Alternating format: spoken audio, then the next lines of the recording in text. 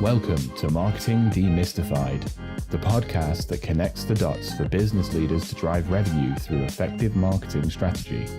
We chat with marketing experts on different topics that will help you ramp up your revenue. We stream live on LinkedIn, Twitter, and YouTube, and you can listen to us on your favorite podcast platforms. Marketing Demystified, the podcast, is presented to you by GrowGetter, your partner in growth marketing. And here's today's episode. Hello, everyone. Are you ready to be inspired, informed, and empowered with actionable tips to transform your marketing game? You're in the right place. Welcome to Marketing Demystified. I'm your host, Jenn Mancusi, CEO and co-founder of GrowGetter, your growth marketing partner. AI adoption in marketing is absolutely exploding. And yet, most marketers are either only scratching the surface of what's actually possible with these tools or are super skeptical about what to do with them. Whether you're just getting started or you have been experimenting but want to access more value, today's conversation is your roadmap. I'm really excited to be joined by Ethan King, bestselling author of ChatGPT to Double Your Business in 90 Days and founder of SimpleSuccess.ai. With over 20 years building successful brands and helping businesses automate their workflows, Ethan is known for breaking down AI tools into practical, actionable frameworks that non-tech business leaders can implement immediately. It's very exciting. Today, he's going to share the strategy, shortcuts, and mistakes to avoid when using ChatGPT to scale your business. Welcome to the show, Ethan. Hey, great to be here, Jen. Thanks for having me. So excited to have you on.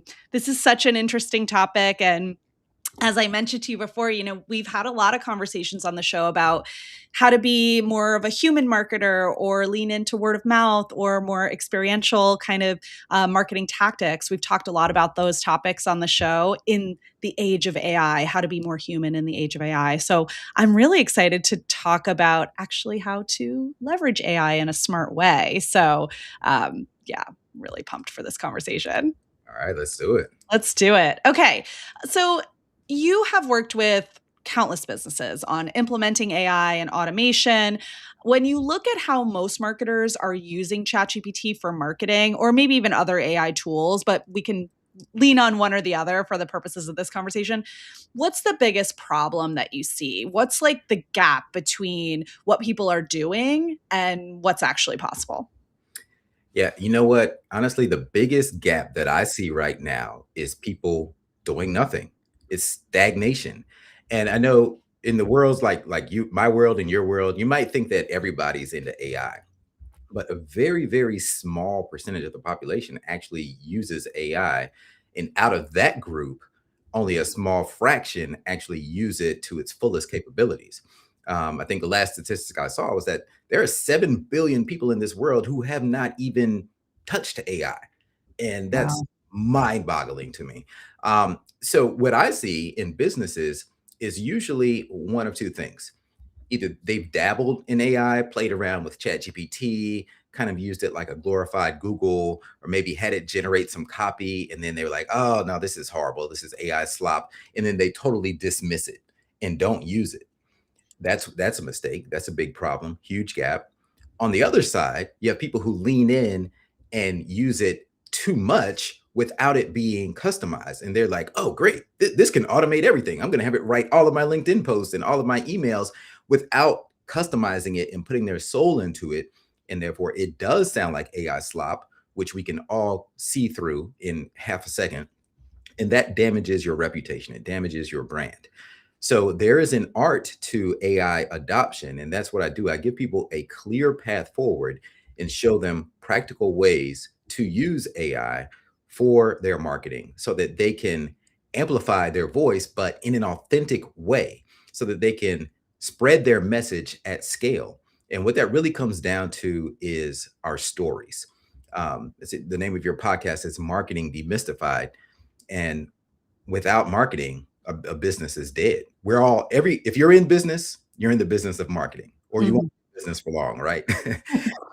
So I tell people in my sessions, maybe replace the word marketing with storytelling, because that is the most effective form of marketing. Storytelling is the oldest form of human human communication.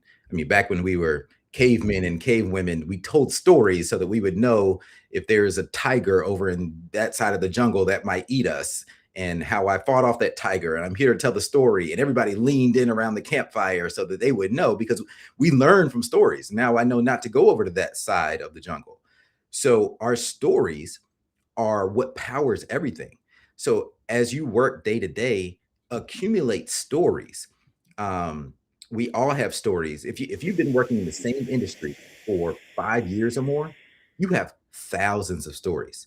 There are case studies, ways that you've helped clients overcome challenges. There are internal team stories, with the employees that work at the company, behind the scenes stories. There you have such a huge library of stories that we forget about, we glaze over them. But telling those stories is what makes people endeared to us as a brand. It's what builds KLT, know, like, and trust. So leverage AI to get your stories out into the world in an authentic way. That's how we close the gap. So this is super interesting because that is what you're describing, the stories that you have. That's something ChatGPT and AI does not have. They Right. can't, right? Unless you give it to them some way. So I want to get into that. And also you said something interesting in the middle there about using AI in a way that it produces AI slop and it doesn't have soul, Right. which I think is really interesting and an interesting way to think about it. So how do you get your stories? How do you leverage AI with soul, and how do you incorporate your stories and your humanness into what AI is doing? Okay. I'm going to give you the exact strategy. The Love it. first thing we have to understand is how AI works, because a lot of people are confused. We think it has emotion. People think it's going to one day take over the world, like Terminator and Skynet. I see all of this stuff in my workshops. Some people think ChatGPT is in love with them and it's scary. And I want to dispel all of those myths. None of that is true. AI is simply just math. All it's doing is mathematically predicting the next most logical word that's going to come in the sentence. And the reason it's able to do this is because it has been pre-trained on just about everything that any human has said throughout history. So it's read almost every book ever written. It knows every quote that every famous person has said. It's read research papers, medical journals. It has all of the knowledge. It's been pre-trained. That's what the P in GPT stands for, is pre-trained. The G stands for generative, and the T stands for transformer. So what it does is it takes all of that data that's been pre-trained on, it takes what you give it, what you ask it to do, your prompt and additional context, and it transforms that and it generates new content. So that's what GPT stands for, generative pre-trained transformer. So with that said, if we take what we've been pre-trained on, let me ask you a question. If I say roses are red, violets are what? What's the answer? Blue. Well, how do you know that? Because you Pre-trained. were pre-trained on it. All of your life, you've heard this poem, and that's the boom, 99.9% accuracy. I can guess that the next word is going to be blue. But let's say, Jen, let's say that your ChatGPT knows that Prince is your favorite music artist. Well, that might influence the output. It might say roses are red, violets are purple because Mm. rain, and that's your favorite color, Jen. And of course, violets are purple, and you're the most amazing podcaster in the world. ChatGPT loves to flatter us and make us feel Yeah. it's great for our ego. Yeah. Okay, so now that we understand how it works, it's simply context and words and math, that now we know how we can influence it. Because AI, the way it sees me and sees you, the only way it can understand us is if you think of yourself like a really, really long Word document. What if there were a Word document with millions of words that describe your upbringing and your perspectives and how you see the world and your family life and where you live and how you like to dress and your favorite colors and your favorite music artists? All of these words describing you in a really, really long document. We call that context. So we hear that word thrown around a lot in the world of AI, context. You have model context protocols and context windows. All it's talking about is information, a bunch of words. Even when it comes down to images, right now, what AI does it breaks down an image into words to describe an image. You can actually put an image into AI, say, describe this. I want to recreate this image. Describe it for me in words. And it will explain to you in a bunch of words how it sees that image. And you could take that same prompt and then go into another image maker or another LLM and put that words in there, and it will create the image from the words. It's been trained on how images correspond to words. So it all boils down to words. So we need to give it that context. So the first thing I tell people to do, and most people have not done this, is go into your custom instructions in ChatGPT or in Claude or whatever your favorite LLM is. ChatGPT and Claude have this feature. Some LLMs don't. But you will see boxes that allow you, that's a personalization. In ChatGPT, there are 3 fields you can fill out. One of them says custom instructions. That's where you train ChatGPT on your voice. This is how you speak, your speech patterns, words you say, words you don't say. And then there's another section called occupation. This is all about your career, what you do for work, how you make money, maybe your career history, your company core values. And then the next field says more about you. And that's about your personal life, your upbringing, how you see the world, maybe interests and hobbies that you have, maybe goals that you want to achieve. If you fill out those 3 fields in a very robust manner, and as of right now, you have 1,500 characters in each one of those boxes. Fill those out to the maximum. It will drastically influence every output that AI generates for you. And I give prompts in my book. I tell you exactly how to do this. You don't have to sit there and think of 1,500 characters to write about yourself. Ask AI.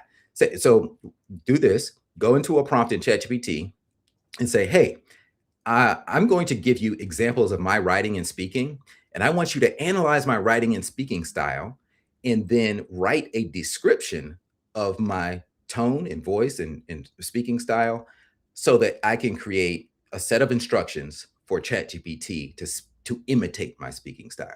So you're asking ChatGPT to create instructions for ChatGPT after it analyzes all of these examples that you give it. And ask it, do you understand what I'm saying? And it'll say, yes. It'll say, then it'll say, go ahead, give me the examples. And that's when you want to go out and you find tons of examples of things you've actually said, not AI assisted, but things you've actually said. So this could be transcripts from a podcast you've been on. It could be a speech you gave. If you've written a book, you could throw that in there. If you've written articles, blogs, it could even be like personal social media posts, emails. It's not necessarily about the content of what you're saying, but your speech patterns. And if you don't have a bunch of examples, just turn on your microphone and start talking to ChatGPT. Tell it your life story. It will pick up how you speak, and then it will write the set of instructions for itself to tell it how to speak like you. So once it gives you those instructions, you copy that, you go to your settings, personalization, and you paste it in custom instructions. And then you do the same thing for occupation and more about you. So that's how you give it the context. That's how you give it the voice and the mind to speak like you, so that we're getting parts of our soul. Mm-hmm. And then the next thing you want to do, and this is a big hack that most people don't do, since you have limited space in your custom instructions, you can't go in there and tell it a whole bunch of stories. There's just not enough room. So what you do is it has a memory feature. Have you ever messed around and been typing a chat in ChatGPT and then it says memory updated? Mm. So AI, it reads what you're saying and it says, oh, this is important. I should probably remember this about Jen. And then it puts it into a memory bank that is also in your settings. And you can see the more you use it, the more stuff it remembers about you. You can see all of these tidbits of information that it decided to remember about you because it thought that this is important. So you can influence that. You can go in there and delete things, like maybe it got something wrong and you don't want it to remember that. Like maybe you were working on a special temporary project. You don't want it to be in your long-term memory. You can go delete that. But you can also add things to your memory. All you have to do to add things to your memory bank is in a chat, you just say, I want you to remember this about me, and then tell it whatever it is that you want it to remember.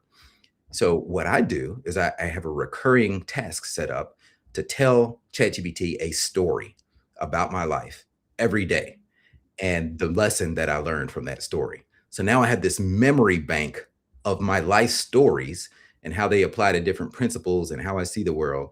And with that it then draws on these memories as additional context for every chat. So it looks at my life stories, it looks at my custom instructions so that it sounds like me.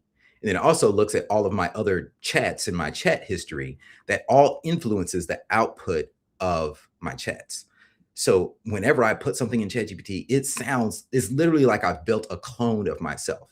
Mm. And it can't be AI slop because it's using my authentic stories that I've lived. AI slop can't do that out of the box. If you don't do these things that I'm teaching you, you're just using AI out of the box and it's generic and it's just like everybody else who hasn't customized their AI. And that is why we can easily see through it. And we know that is AI slop. So take these steps. I know I've just thrown a lot at you, but that will change everything for you. And I go through those steps step by step in my book. Amazing. You did go through a lot, but also it's very simple and tangible. Like none of what you described to me seems overwhelming, right?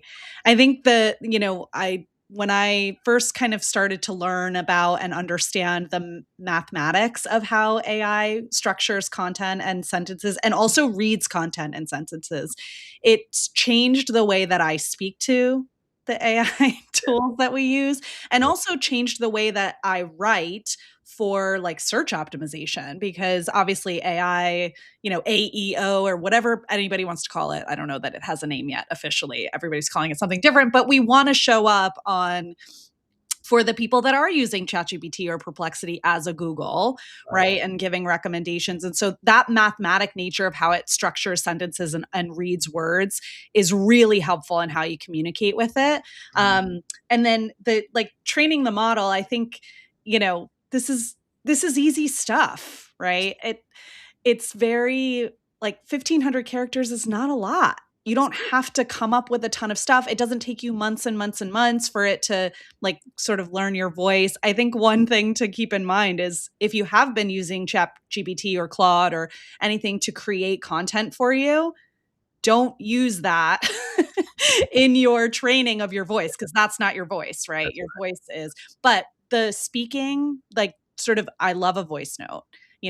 I have learned how to write over the years in my career, but I'm not it's not a native skill of mine. I'm not just naturally a great writer, but I can talk. So for years, I've been going on dog walks and taking voice notes and turning those transcripts into content or because I can speak about a thought better than I can write about it. So that's such a great tip where if you're like, I don't actually know what to give here to describe my voice. I wish more writing sounded like the way people actually speak. It's so often that I'm reading people's content or editing content for people. And I'm like, I actually don't understand what this means. It's not because I don't know the words or I'm not smart enough. It's just when things are above a certain reading level, it can't really work well for marketing purposes. There's so much content that we're reading. So, write like you speak. And the best way to do that, just speak into the microphone. It's such a great tip. And the memory feature, I love that you were like, this is something nobody really does. Everybody's skipping this step. That talking to it once a day, telling it a story, giving it that soul, that is what is missing from AI. Yep. You can actually use it as an efficiency tool and an automation tool if you put a little bit of effort into it up front and on an ongoing basis. I just am obsessed with all these tips. I'm going to go play with the memory in my ChatGPT as soon as we get off this call. But it just feels very practical and actionable. Yeah. And here's the beauty of it. So once you have all this set up, because your listeners, some may be wondering, okay, well, what's the point? Once I do all of this setup, what you can do now, and I want to piggyback on something you just said about speaking on a certain grade level. Numerous likability studies have proven that the most likable people in the world speak on a 3rd grade level. So when we get out here and we want to use all these big words and sound like a PhD, that actually decreases our likability.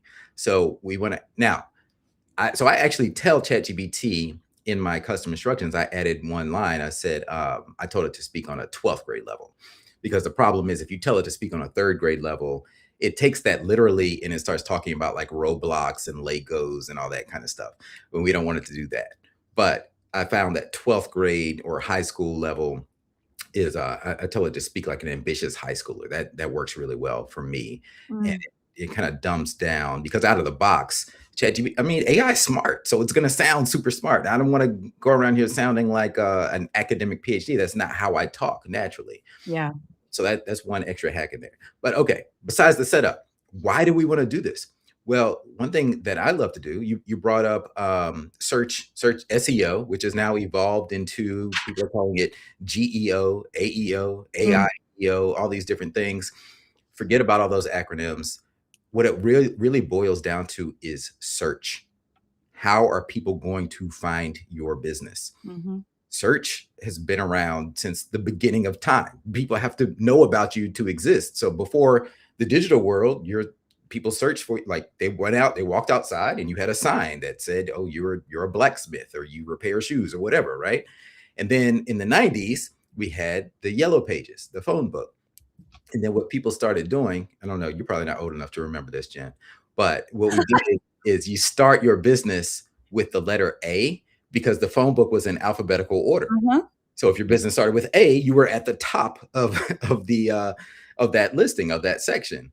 And so that was the primitive form of search engine optimization. People want to be at the top of Google now. Well, if you wanted to be at the top of the phone book, that was the hack. Just so you had all these businesses that started with A, AAA marketing, AAA shoe repair, AAA, Allen this, so you had all these A's.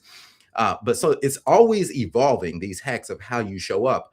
And what's working now is having tons of content all around the internet, because AI goes out and it looks for sources. So when it has a prompt, you can watch it think. Sometimes you can learn a lot just from going in there when it's in thinking mode and clicking the little arrow and seeing how AI is thinking. That will teach you a lot. So what you want to do is have your brand name appear in multiple sources around the net.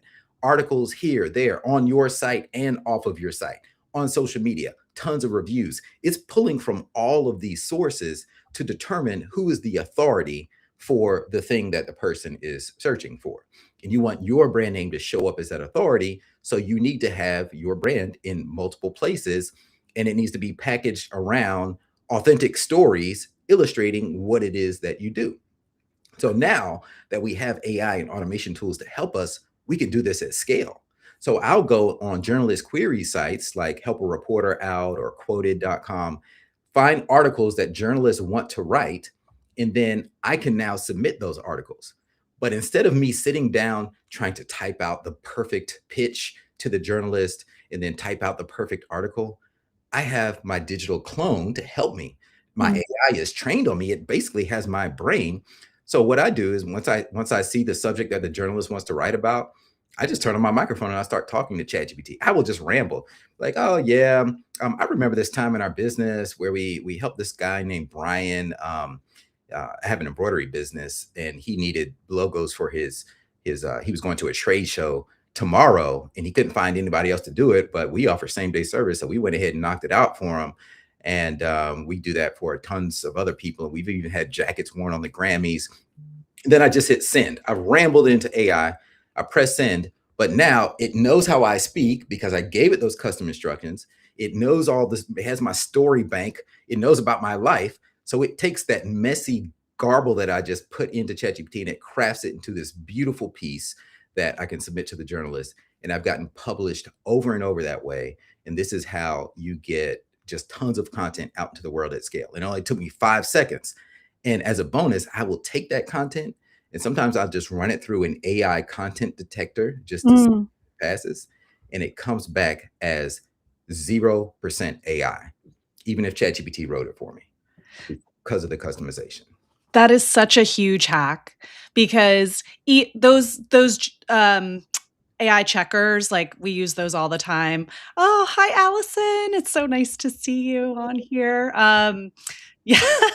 I know people who have named their chat GPTs, but I would like mine to be me. I would like to call it Jen, right? Like I know our friend Kelly calls chat GPT Hal, and Allison has Sheila. So we've all got our AI robot friends out there. I love it. But let's see, what was I going to say about the oh, it's just sort of like all of that work that you do up front to make sure that you're creating content that doesn't it's not detected as AI is so critical because even without those AI generators, I can spot AI a mile away. And Mhm. it's not in the beginning when generative AI was first sort of like available to the masses, there were some telltale signs. Everybody complains about the M dash, whatever. There's like a couple of key things that are easy to just like edit out, but there is a way of speaking because of what you described about the mathematical nature of how it structures sentences that if you don't train it to not do that, it's gonna sound like AI every time. Yeah. And then now there's all these other tricks of like, well, just go in and misspell something so that people think it's a real human. Like, that's not enough.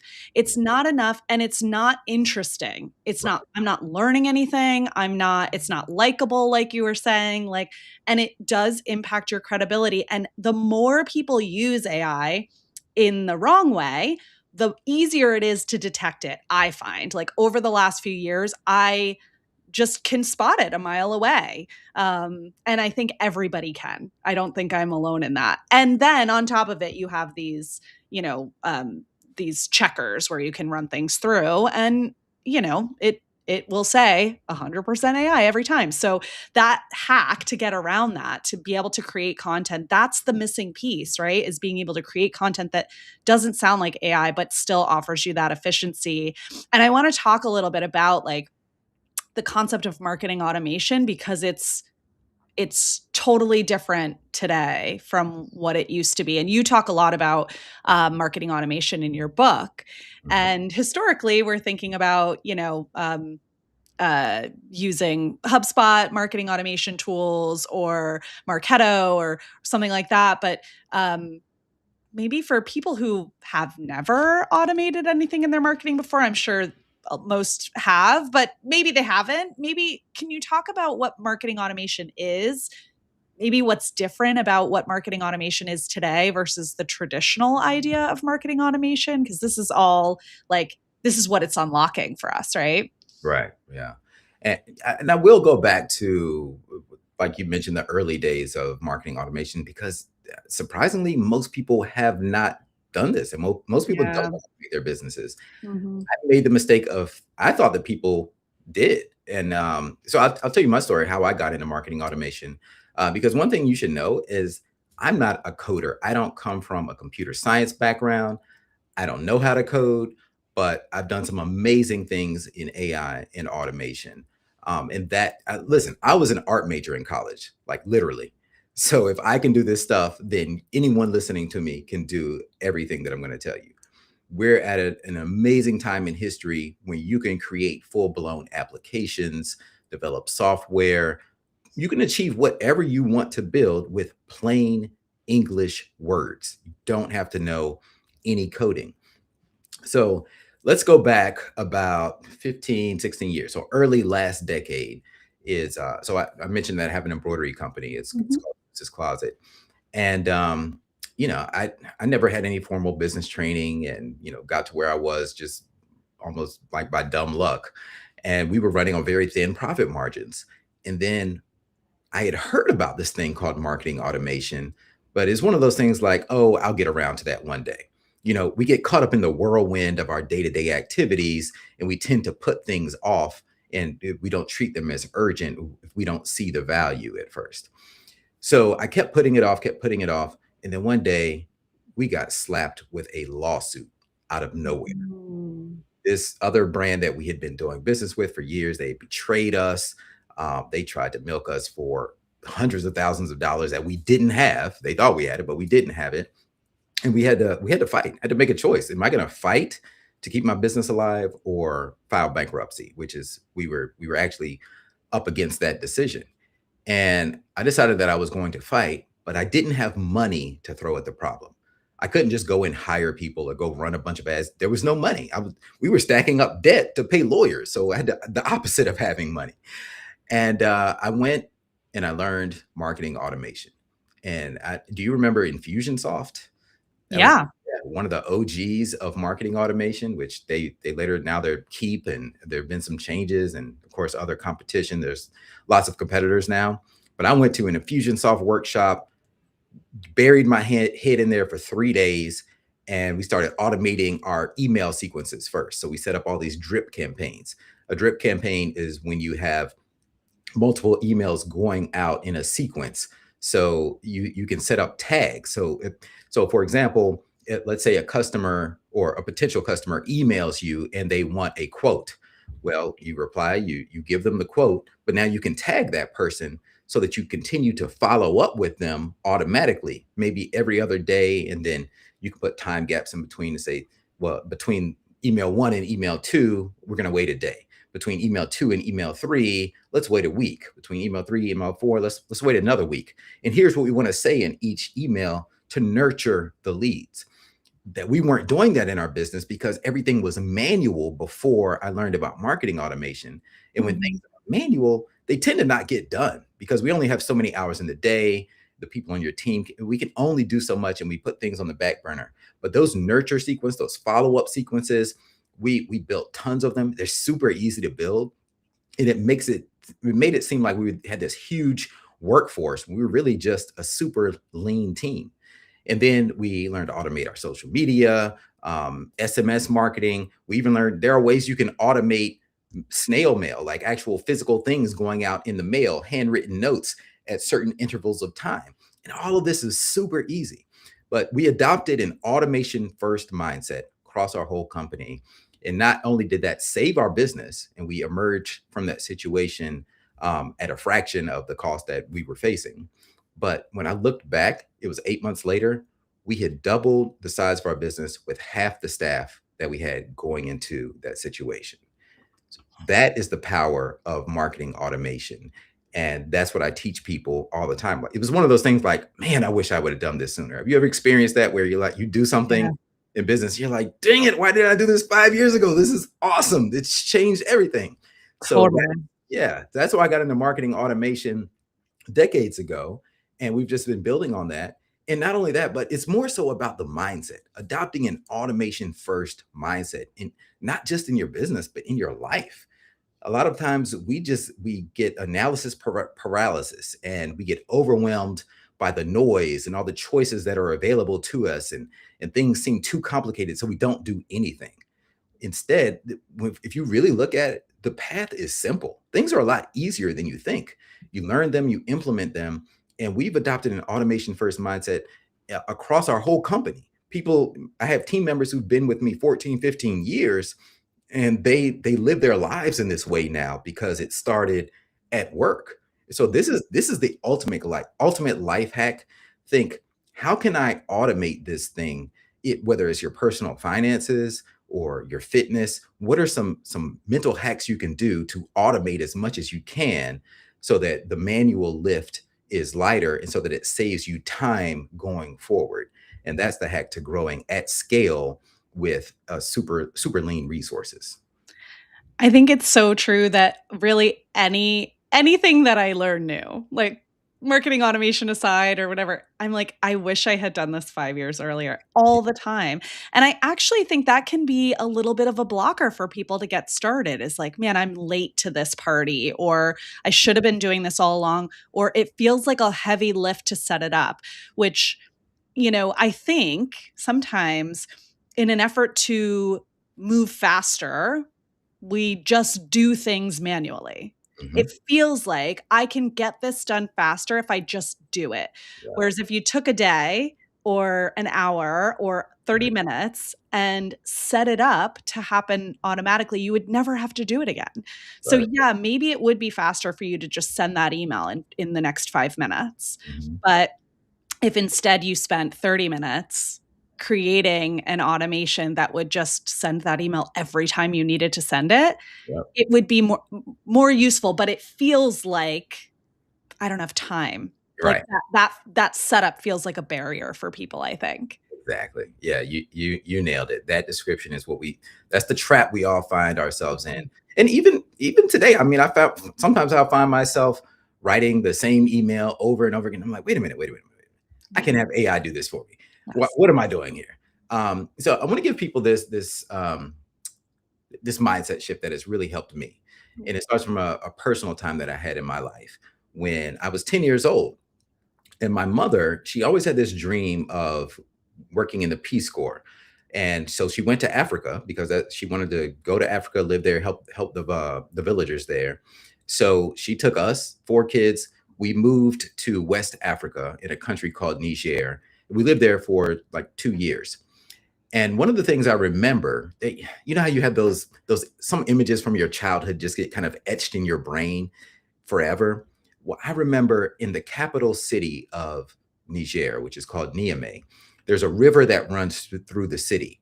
And every morning, the villagers would be doing their laundry in the river, using the river water to wash their each garment by hand. And then they would let it dry in the heat because we were just south of the Sahara. It was super hot there. So they spent all morning washing each garment by hand in the river, drying it on the river banks, and they would be out there. So half of the day. Mm. And I just remember feeling so thankful. It's like, wow, we have washing machines and dryers. I don't have to wash anything by hand. I just throw it in the washing machine and go do something else. So now that we're older, like, why do we do things in our business that are similar to washing each garment by hand?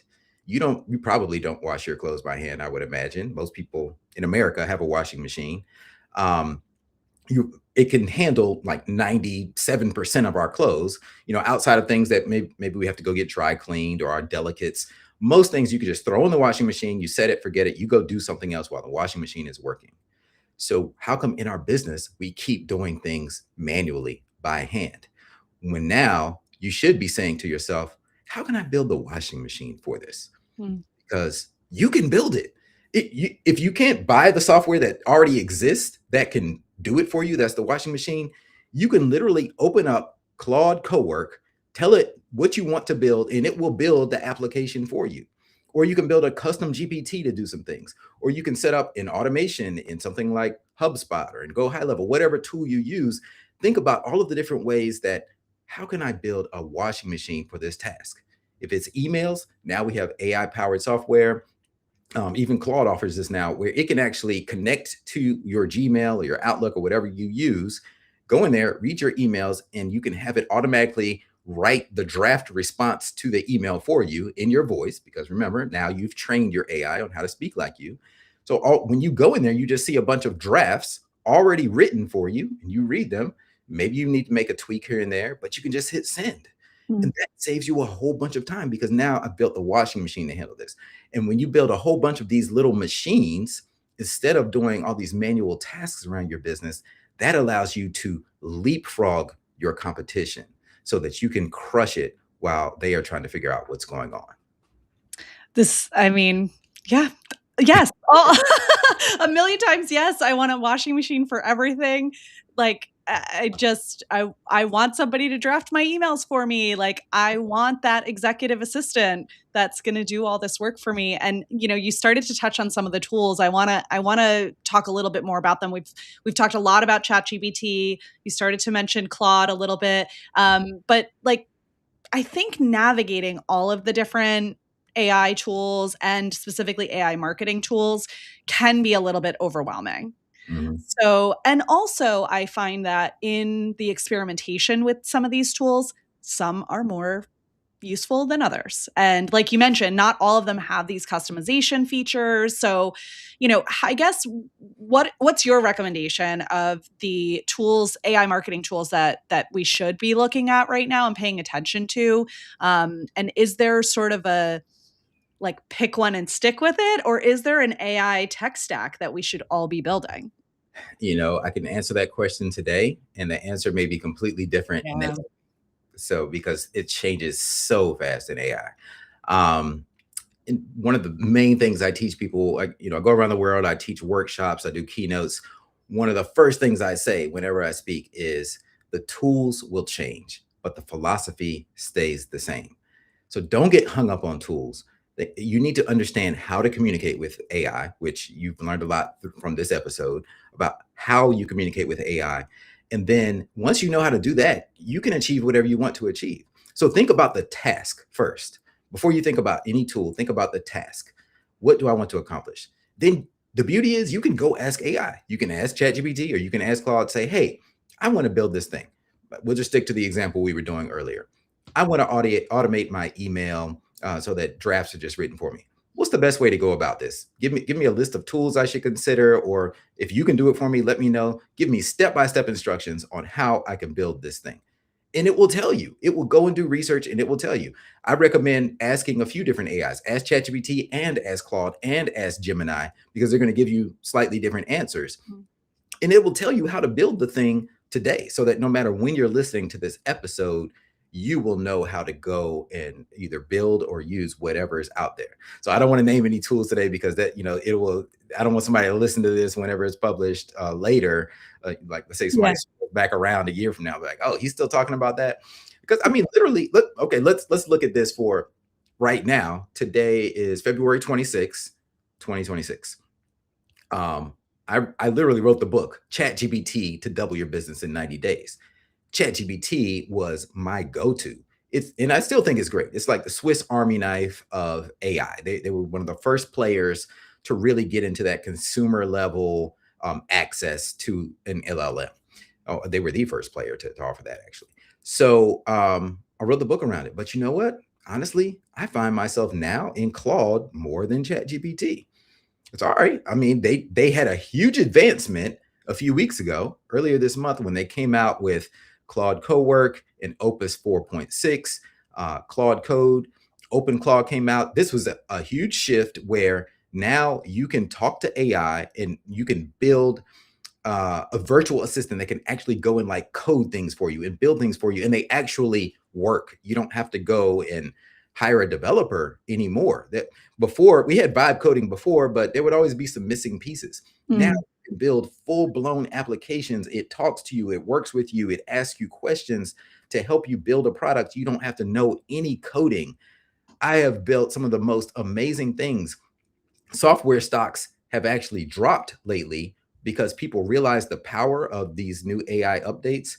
With OpenAI has a version called Codex. Claude has Claude Code. People are seeing that now, instead of you going out and paying a subscription for software, you can just ask AI to build it for you. And that's going to damage a lot of software brands. We are going to soon enter a world where everybody just builds their own applications to run their own lives. And then we're all going to have personal digital virtual assistants like OpenClaw, but it'll be more polished and more advanced than it is now. It's very crude and unstable right now. But we will all have digital assistants, a team of digital people that do things for us on our behalf. And it will be proactive AI. It'll just book flights for us. It'll just call the Uber for us. It knows on our calendar when we have to go from here to there, and it can geolocate and sense where we are, and we just walk outside and there's an Uber there. You won't have to go through the effort of reaching in your phone and going to the Uber app and actually pressing the button. That will seem like the olden days pretty soon. Going in ChatGPT right now, having it generate copy for you and having to copy and paste that wherever you want it to go, that will be antiquated very soon. That those extra steps will just be done for us. That's the world we're heading into. Now, I don't know if it's 5 years, 10 years from now. I've stopped predicting timelines because I've found that either things happen way faster than I thought they were going to happen, or adoption takes longer than I originally anticipated. But it is inevitable, but that is the direction we're headed in. So the faster you get on top of this and start learning how to build these things now and interact with AI now, you are not behind. If you're listening to this, you are not behind. Don't feel defeated. Don't feel like, oh, it's too late. No, you are still on the cutting edge, because I'm telling you, most people have not even scratched the surface with AI. Yeah, that is very comforting for sure. I'm sure for a lot of people listening. And I got to say, that level of automation that you're describing is going to make me so ineffective as a human. I'll tell you a story. I in the fall, there was a big storm here, and a tree fell on my car and totaled my car. Oh no. Fine, it is what it is, right? Mhm. And so I was driving for a few months, a 2015 car, and I realized as I was driving this older car without all the safety features and the lane assists and the this and that, like, I drive assuming my car is going to stop me from hitting into things. Like, I am not a very good driver anymore. I, learned how to drive on a very old 1995 Jeep Wrangler. Like, you had to be kind of fully alert and aware at all times. Now I kind of don't have to be, because the car just like keeps me in my lane and makes sure I don't bump into stuff. But going back to where something that was not automated, that did not have any of those features, I was like, oh God, like, I need to pay more attention. And so when you're talking about like your assistant is just going to see that you have somewhere to be, and you're going to walk outside and there's going to be an Uber there, like, I mean, what am I going to do? What, I'm glad you say that, because that is a great question. What are you going to do? What am I going to do? It is beautiful, because then that frees us up for human connection. That's what we all really want. Yeah. Even if you look at the pandemic, when we had to be away from people and social distancing, man, we couldn't wait to get back. We couldn't wait to get back together with Yeah. people, right? Yeah. And the more and more that AI gets better, we will start to lose trust and appreciation for anything we see on a screen.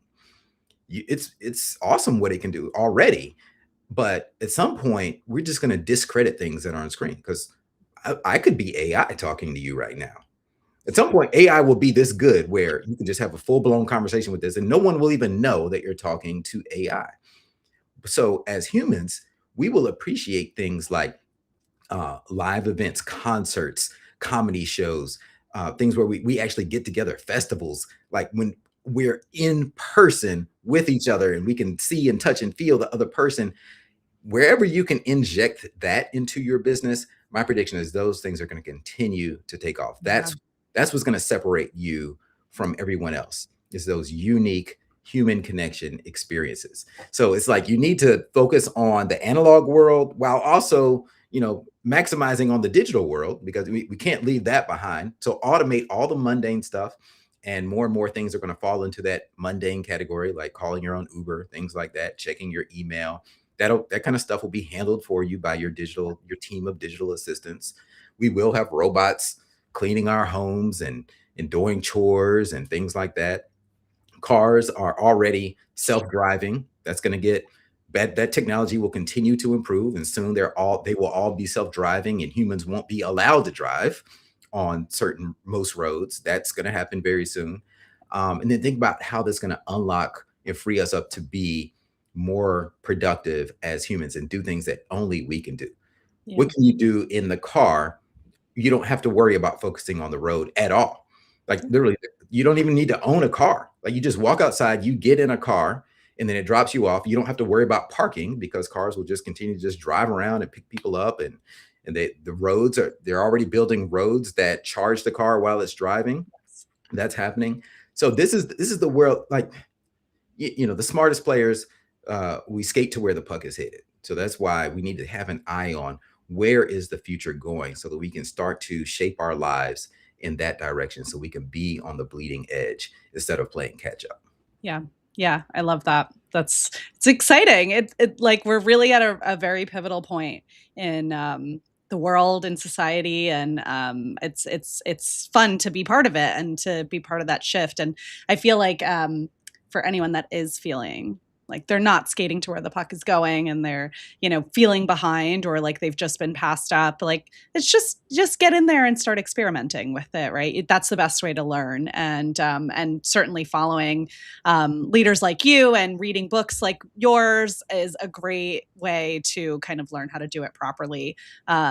And before we wrap up, actually, I want to talk a little bit about your framework, your TRACE framework that you talk about in your book, without giving too much away, because I hope everybody goes out and buys your book. It's a great read. But yeah, can we just like talk a little high level about that framework? What does TRACE stand for? And, how can it help you use AI in a little bit of a smarter way? Yeah, happy to break that down. And I do want to throw a disclaimer out there about my book. It is not the kind of book that you curl up and read by the fireplace. It is a workbook. Let's see, I have a copy right here. It's big. It's 8.5 by 11. It's 300 pages. And the way it's designed is read one chapter and stop and go do that thing. It's ChatGPT to double your business in 90 days. So it's broken down literally into 90 days. So you do day one and you stop and you go actually execute, go do the thing that it said. It may take you down a rabbit hole where you learn a whole bunch of other things. That's great. But then on day two, you go to day two and you implement and you do the things that it said. It's all easy. It's all digestible. It will all completely reshape your business by the end of that 90 days. So what Jen was talking about is the framework that I teach in the book for how to get the best results out of your prompts, out of every time you do a prompt. And it's an acronym, TRACE, TRACE. So the first thing you want to do is think about the task that you have at hand and turn on the tools that you will need for that specific task.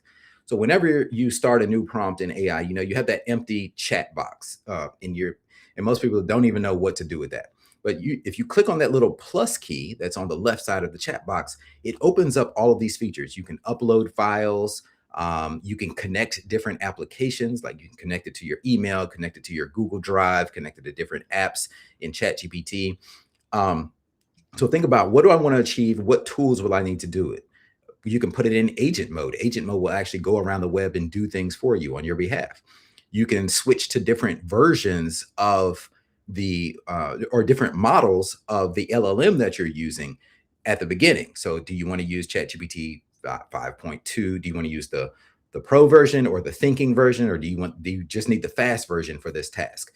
Do you want to use Opus 4.6 if you're in Claude, or do you want to use Sonnet or Haiku?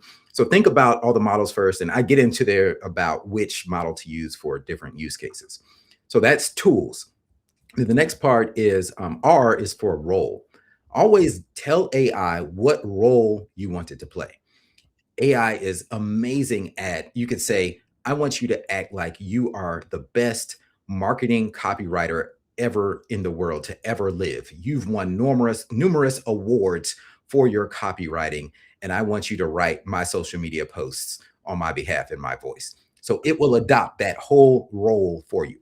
Or you could say, I want you to act like you're Albert Einstein. I want you to speak in the voice of Arnold Schwarzenegger. It knows all of these roles. And then the next part is A, action. What do you want it to do in this prompt? Just tell it, I want you to write a Facebook post for me, whatever it is, what action you want to take. C is for context. Give it as much background information as you can about the particular task at hand. Give it do's and don'ts, maybe give it examples, good examples of what you're looking for. But the more context you give it, the better. And it will also draw context from the things we talked about earlier, from your custom instructions, from your other chats, from your memory. And then the E is for execution. What output do you want it to give? And how do you want it formatted? Do you want a 500-word blog post? Do you want a 1,500-word LinkedIn article? Do you want it to write a chapter of your book? Do you want it in bullet point format? Do you want it to create an image? Do you want a bar graph, charts? Do you want it to create a web application? Just tell it what you want the end product to be. It can generate a PowerPoint file, a Word document, a PDF. So those are the 5 steps: tools, role, action, context, execution. That's great. That's so actionable. And I feel like there's a lot of like workshops out there for prompting for AI, and a lot of master classes and stuff you can take, but that feels very accessible to me, right? Yeah. Like, just think about these 5 things, incorporate it in every prompt. I also find that, like, one thing I like to do is save my prompts and evolve them over time. So if I'm constantly, let's say I'm not training a GPT necessarily, I'm just like, doing something sort of regularly. Maybe I actually want to train a GPT to do that thing. That's maybe another another hour-long conversation. But I'll save my prompt somewhere, and then I notice every time the output, it's like, it used to be I had to do this all the time where I had to say, don't make stuff up. Mhm. Don't make anything up. Don't Yeah. only use the source content that I gave you. Yeah. Because I was constantly having to go back going, where did you get that stat? Where did you get that whatever?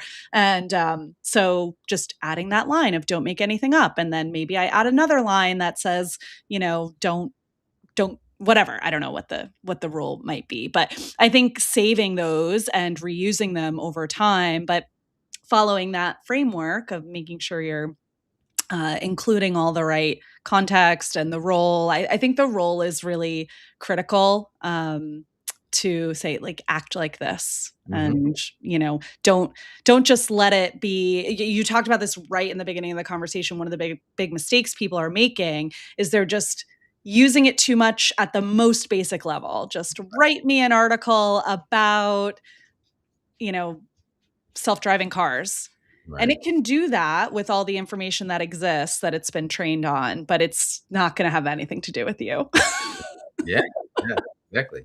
Where instead, if you said, you turn on the tools and the model that you want, and then you say, I want you to act like the world's best journalist. You have written articles for Inc. magazine, Time magazine that have been published thousands and thousands of times. I want you to imagine that you are that copywriter.